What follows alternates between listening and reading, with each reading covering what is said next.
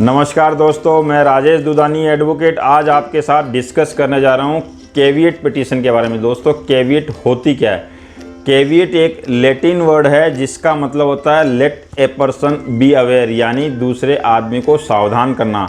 दोस्तों, कैविएट की ज़रूरत क्यों पड़ती है? कई बार ऐसा देखा जाता है कि आपस में दो लोगों के बीच में कोई भी चीज़ को लेके विवाद हो जाता है या फिर ऑलरेडी विवाद कोर्ट में चल रहा होता है। उस दौरान एक पक्ष जो है दूसरे पक्ष की अनुपस्थिति में किसी भी तरह की रिलीफ कोर्ट से ना ले सके, इसलिए जो है कैविएट पिटीशन दाखिल की जाती है। और कैविएट पिटीशन को दाखिल करने का सिर्फ और सिर्फ मकसद ये होता है कि आप कोर्ट में कैविएट दाखिल करने के बाद कोर्ट से ये रिक्वेस्ट कर रहे हैं कि इस विषय में जो विषय विवादित है या विवादित होने वाला है उसमें सामने वाले पक्ष को बिना सुने हुए किसी भी तरह का कोई इंजंक्शन का या किसी भी तरह की कोई रिलीफ का ऑर्डर ना पास किया जाए। ये दोस्तों इसका जो प्रोविज़न है वो सीपीसी के सेक्शन 148A में दिया गया है, जिसके तहत इस बात का राइट दिया गया है कि जिस व्यक्ति को भी ये अंदेशा है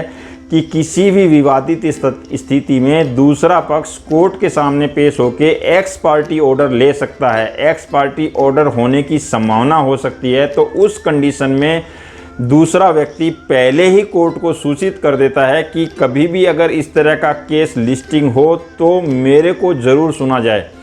दोस्तों, कैविएट पिटीशन के लिए सबसे पहली बात यह है कि आप जहां पे भी दाखिल करते हैं, चाहे वो सिविल कोर्ट हो चाहे वो हाई कोर्ट हो, आप उसका एक फॉर्मेट बना हुआ है। उस फॉर्मेट के तहत जो है सामने वाली पार्टी का एड्रेस, अपना एड्रेस और किस केस के सिलसिले में आप ये कैविएट पिटीशन डाल रहे हैं, ये सारी डिटेल फॉर्मेट के तहत डालनी होती है।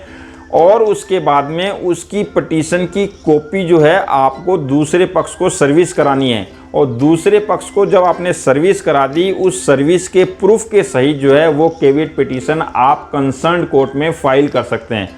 अब जब आपने ये कैविएट पिटीशन कंसर्न कोर्ट में फाइल कर दी तो उस कंसर्न कोर्ट में 90 दिन तक जो है ये कैविएट पिटीशन जो है इफ़ेक्टिव रहती है। यानी 90 दिन के अंदर अगर किसी पार्टी ने केस फाइल किया है तो आपको ज़रूर सुना जाएगा, एक्स पार्टी ऑर्डर उसमें नहीं पास होगा। कोर्ट आपको बुलाएगी और आपको सूचित करेगी जब भी केस लिस्ट होगा। और केस लिस्टिंग के दौरान में दोनों पक्षों को सुनने के बाद ही उस एप्लीकेशन या पिटीशन के ऊपर में कोई भी रिलीफ जो है कोर्ट देती है।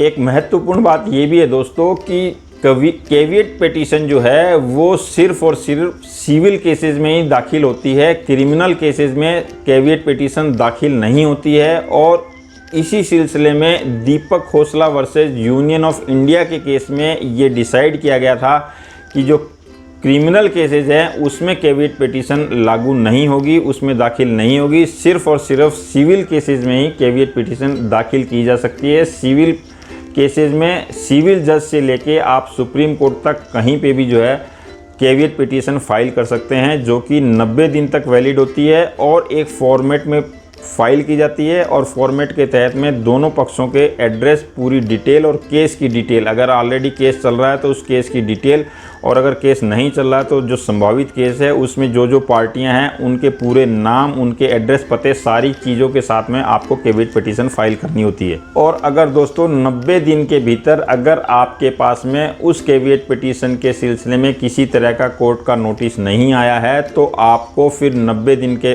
बाद फिर से जो है कैविएट पिटीशन उसी कोर्ट में फाइल करनी होती है। अदरवाइज़ आपकी वो जो पहले आपने कैविएट पिटीशन लगाई थी वो इन्फ्रेक्शस मानी जाएगी और उसके बाद में आप अगर नई लगाएंगे कैविएट पिटीशन तो ही आपको नोटिस आएगा। अदरवाइज़ आपको पहली के बेस पे नोटिस नहीं आएगा, क्योंकि वहाँ से 90 दिन कंप्लीट हो चुके हैं। तो दोस्तों, ये थी एक छोटी सी जानकारी कैविएट पिटीशन के बारे में। अगर आपको अच्छी लगी हो तो इसे लाइक, शेयर और सब्सक्राइब ज़रूर करें और साथ में बेल आइकन को भी प्रेस कर दें ताकि मेरा नया वीडियो आप तक सबसे पहले पहुँचे। नमस्कार, धन्यवाद।